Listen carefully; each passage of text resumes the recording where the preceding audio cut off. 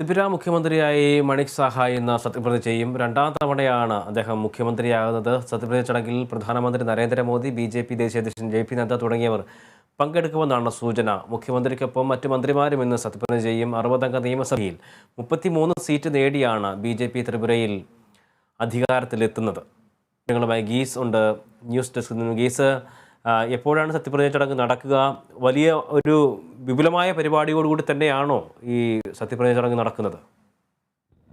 AB 10:30-ക്കാണ് ഈ സത്യപ്രതിജ്ഞാ ചടങ്ങ് നിശ്ചയിച്ചിരിക്കുന്നത്. അഗർത്തലയിലെ വിവേകാനന്ദ മൈതാനിയിൽ പ്രത്യേകം തയ്യാറാക്കിയ വേദിയിലാണ് ഈ സത്യപ്രതിജ്ഞാ ചടങ്ങുകൾ നടക്കുക. പ്രധാനമായിട്ടും ഈ മണിക് സാഹ സർക്കാരുമായി ബന്ധപ്പെട്ടുകൊണ്ട് വലിയ രീതിയിലുള്ള വിമർശനങ്ങളാണ് ഈ പ്രതിപക്ഷ പാർട്ടികളായിരുന്ന കോൺഗ്രസും ഒപ്പം തന്നെ CPM-ഉം മുന്നോട്ട് വെച്ചിട്ടുള്ളത്. ഈ വിമർശനങ്ങൾക്കും അതോടൊപ്പം തന്നെ പാർട്ടിക്കുള്ളിലെ അനിശ്ചിതങ്ങൾക്കും ഒടുവിലാണ് ഇന്ന് സത്യപ്രതിജ്ഞാ ചടങ്ങുകൾ നടക്കുക. വലിയ രീതിയിലുള്ള ഒരു ആഘോഷ പരിപാടികൾ തന്നെ രാജ്യത്തുടനീളം നടത്തുവാൻ വേണ്ടി BJP ആഹ്വാനം ചെയ്തിട്ടുണ്ട്. നമുക്കറിയാം, ഇന്ന് ഉത്തരേന്ത്യയിൽ ഹോളി ആഘോഷമാണ്. ഹോളി ആഘോഷവുമായി ബന്ധപ്പെട്ടുകൊണ്ട് ഈ സത്യപ്രതിജ്ഞയെ കൂട്ടിച്ചേർക്കണം എന്നൊരു ആഹ്വാനമാണ് BJP നേതൃത്വം നൽകിയിട്ടുള്ളത്. 2018 ഹോളി ദിനത്തിലാണ് ഈ UP സർക്കാർ അല്ലെങ്കിൽ യോഗി സർക്കാർ ഭരണത്തിൽ അല്ലെങ്കിൽ സത്യപ്രതിജ്ഞ ചെയ്ത് അധികാരത്തിലേൽക്കുന്നത്. അതിൻ്റെ ഒരു തുടർ കാഴ്ചയായിട്ടാണ് ഇപ്പോൾ ഇന്ന് ഇത്തവണ ഹോളി ആഘോഷത്തിൽ സത്യപ്രതിജ്ഞാ ചടങ്ങിനെ നോക്കി കാണുന്നത് എന്നതും ശ്രദ്ധേയമായിട്ടാണ് ഉള്ളത് തന്നെയാണ്. ഒപ്പം തന്നെ പ്രധാനമന്ത്രി നരേന്ദ്രമോദി, കേന്ദ്ര ആഭ്യന്തരമന്ത്രി അമിത്ഷാ അടക്കമുള്ള കേന്ദ്ര നേതാക്കൾ, BJP ദേശീയ അധ്യക്ഷൻ JP നഡ്ഡ അടക്കമുള്ള നേതാക്കൾ ഈ സത്യപ്രതിജ്ഞാ ചടങ്ങിൽ പങ്കെടുക്കും. ഒപ്പം തന്നെ BJP ഭരിക്കുന്ന സംസ്ഥാനങ്ങളിലെ മുഖ്യമന്ത്രിമാരും മറ്റ് മന്ത്രിമാരും പ്രമുഖരും ഈ ചടങ്ങിൽ പങ്കെടുക്കുന്നുണ്ട് എന്നതാണ് ശ്രദ്ധേയമായിട്ടുള്ളത്. മണിക് സാഹ സർക്കാരിനെ സംബന്ധിച്ചിടത്തോളം ഇത് രണ്ടാം തവണയാണ് മണിക് സാഹ മുഖ്യമന്ത്രിയായി അധികാരമേൽക്കുന്നത്. നേരത്തെ ഈ പാർട്ടിക്കുള്ളിൽ തന്നെ നേരത്തെ ഈ പ്രതീക് ഭൗമികമായി ബന്ധപ്പെട്ടുകൊണ്ട് ഉള്ള തർക്കങ്ങളൊക്കെ ഉണ്ടായിരുന്നു. പ്രതീക് ഭൗമിക മുഖ്യമന്ത്രിയായി എത്തണം എന്നൊരു ആവശ്യമൊക്കെ പാർട്ടിക്കുള്ളിൽ തന്നെ നേരത്തെ വലിയ രീതിയിലുള്ള ആവശ്യങ്ങൾ ഉന്നയിച്ചിരുന്നു, അല്ലെങ്കിൽ അത്തരത്തിലൊരു ആവശ്യം നിലനിന്നിരുന്നു. പക്ഷെ എന്നാൽ ആ ആവശ്യങ്ങളെ എല്ലാം നേതൃത്വം തള്ളുകയായിരുന്നു. കാരണം മണിക് സാഹ 9 മാസമായിട്ട് അവസാനത്തെ 9 മാസമാണ് ത്രിപുരയിൽ ഈ സർക്കാർ മുഖ്യമന്ത്രിയായി ചുമതല ഏറ്റിരുന്നത്. തുടർന്ന് അദ്ദേഹത്തിന്റെ ഭരണ നേട്ടത്തിലാണ് ഈ വീണ്ടും ഈ CPM-ന്റെ കോട്ടയായിരുന്ന ത്രിപുരയിൽ വീണ്ടും BJP-ക്ക് അധികാരം നിലനിർത്തുവാനായിട്ട് സാധിച്ചതെന്ന ദേശീയ നേതൃത്വത്തിന്റെ ഒരു വിലയിരുത്തലിന്റെ അടിസ്ഥാനത്തിൽ കൂടിയാണ് വീണ്ടും മണിക് സാഹയെ തന്നെ മുഖ്യമന്ത്രിയാക്കുവാനുള്ള നിർദ്ദേശം നൽകിയിട്ടുള്ളത്. ഒപ്പം തന്നെ ഈ പ്രതീക് ഭൗമികിനെ ഒരു ഉപമുഖ്യമന്ത്രി സ്ഥാനം നൽകിയേക്കും എന്ന സൂചന കൂടി ലഭ്യമാകുന്നുണ്ട്. എന്തായാലും മറ്റ് മന്ത്രിസഭാ അംഗങ്ങളുടെ കാര്യത്തിലൊന്നും കൃത്യമായ ഒരു വിവരം ലഭ്യമായിട്ടില്ല. 10:30 നടക്കുന്ന ചടങ്ങിൽ വിപുലമായ പരിപാടികളാണ് BJP നേതൃത്വം അതോടൊപ്പം തന്നെ ദേശീയ സംസ്ഥാന നേതൃത്വങ്ങൾ തയ്യാറാക്കിയിരിക്കുന്നതെന്നാണ് മനസ്സിലാക്കുന്നത്. ഞാൻ നേരത്തെ സൂചിപ്പിച്ചതുപോലെ തന്നെ അഗർത്തലയിലെ വിവേകാനന്ദ മൈതാനിയിൽ പ്രത്യേകം സജ്ജീകരിച്ചിരിക്കുന്ന ഒരു വേദിയിലാണ് ഈ ചടങ്ങ് നടക്കുക. നമുക്കറിയാം, കഴിഞ്ഞ ദിവസം ഇന്നലെ മേഘാലയയിലും നാഗാലാൻഡിലും സത്യപ്രതിജ്ഞാ ചടങ്ങുകൾ നടന്നിരുന്നു.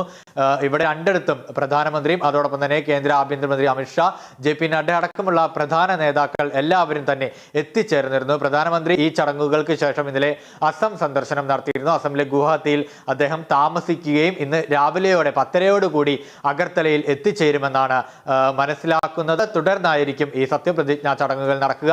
അതേസമയം CPM-ഉം കോൺഗ്രസും അടക്കമുള്ള പ്രതിപക്ഷ പാർട്ടികൾ ഈ ചടങ്ങിൽ നിന്നും വിട്ടുനിൽക്കുന്നു എന്നതാണ് എടുത്തു പറയേണ്ടത്. കാരണം സംസ്ഥാനത്ത് നടക്കുന്ന അക്രമ സംഭവങ്ങളിൽ അപലപിച്ചുകൊണ്ടാണ് ഈ പ്രതിപക്ഷ പാർട്ടികൾ വിട്ടുനിൽക്കുന്നത്. പക്ഷേ തിപ്രമോദ പാർട്ടി പങ്കെടുക്കുമോ ഇല്ലയോ എന്ന കാര്യത്തിൽ കൃത്യമായ ഒരു വിവരം ലഭ്യമായിട്ടില്ല. കാരണം കഴിഞ്ഞ ദിവസം ഈ തെരഞ്ഞെടുപ്പ് ഫലം പുറത്തു വന്നതിന് പിന്നാലെ തിപ്രമോദ പാർട്ടി അറിയിച്ചിരുന്നു, ഗോത്ര വിഭാഗങ്ങളുടെ ഉന്നമനത്തിന് വേണ്ടി സർക്കാർ നിലനിൽക്കുകയാണെങ്കിൽ അവർക്കൊപ്പം ചേരുവാൻ തങ്ങൾക്ക് എതിർപ്പില്ല, അല്ലെങ്കിൽ തങ്ങൾക്ക് യാതൊരു വിയോജിപ്പുമില്ല എന്ന് തിപ്രമോദ പാർട്ടി അറിയിച്ചിരുന്നു. അതുകൊണ്ട് തന്നെ തിപ്രമോദ പാർട്ടി ഇത്തവണ സത്യപ്രതിജ്ഞാ ചടങ്ങുകളിൽ പങ്കെടുക്കുവാനുള്ള സാധ്യത അത് വളരെ അധികം ഉണ്ട്. പക്ഷേ CPM-ഉം കോൺഗ്രസും വിട്ടു നിൽക്കുന്നു എന്ന് തന്നെയാണ്. കഴിഞ്ഞ ദിവസം CPM വലിയ രീതിയിലുള്ള വിമർശനങ്ങൾ ഉന്നയിച്ചിരുന്നു. പ്രധാനമന്ത്രിക്ക് കത്തും അയച്ചിരുന്നു ഈ CPM ത്രിപുര നേതൃത്വം. കാരണം BJP സർക്കാർ അധികാരത്തിലെത്തിയതിനു ശേഷം ത്രിപുരയിൽ വലിയ രീതിയിലുള്ള അക്രമ സംഭവങ്ങളാണ് അലയടിക്കുന്നത്.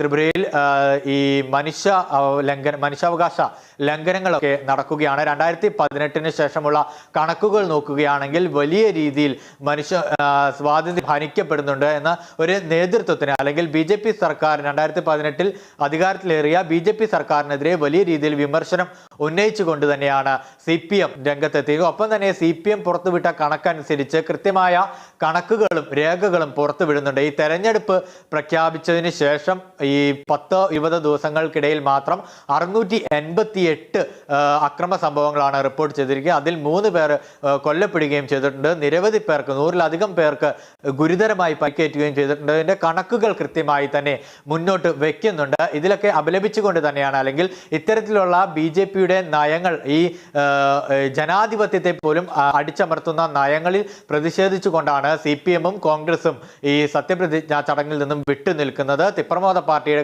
സംബന്ധിച്ചിടത്തോളം നമുക്കറിയാം, ഈ BJP കേവല ഭൂരിപക്ഷം 33 സീറ്റുകൾ നേടിക്കൊണ്ട് തന്നെയാണ് അധികാരത്തിലേറുന്നത്. തിപ്രമോദ പാർട്ടിക്കും ഇത്തവണ വലിയ രീതിയിലുള്ള ഒരു മുന്നേറ്റം ഉണ്ടാക്കുവാനായിട്ട് സാധിച്ചിട്ടുണ്ട്. പ്രധാന പ്രതിപക്ഷ പാർട്ടിയായിട്ട് തിപ്രമോദ എത്തുമ്പോൾ തിപ്രമോദ പാർട്ടി ഈ സത്യപ്രതിജ്ഞാ ചടങ്ങിൽ പങ്കെടുക്കുമോ എന്ന കാര്യത്തിൽ ആകാംക്ഷയാണ് എബി. തീർച്ചയായും എല്ലാവരും വളരെ ആകാംക്ഷയോടെ കാത്തിരുന്നതായിരുന്നു ത്രിപുരയിലെ തെരഞ്ഞെടുപ്പ് ഫലം. അവിടെ BJP അധികാരത്തിലെത്തിയതിനു ശേഷം ഇന്നിപ്പോൾ സത്യപ്രതിജ്ഞ ചെയ്ത മുഖ്യമന്ത്രിയായി മാണിക് സഹാ അധികാരത്തിലേറുകയാണ്. 2ാം തവണയാണ് അദ്ദേഹം മുഖ്യമന്ത്രിയാവുന്നത്. നിരവധിയായിട്ടുള്ള വിമർശനങ്ങളെല്ലാം തന്നെ അതിജീവിച്ചുകൊണ്ടാണ് ഇത്തരത്തിലൊരു വിജയം അവിടെ നേടിയിരിക്കുന്നത്. പ്രതിപക്ഷ പാർട്ടികളായിട്ടുള്ള കോൺഗ്രസും CPM-ഉം ഇന്നത്തെ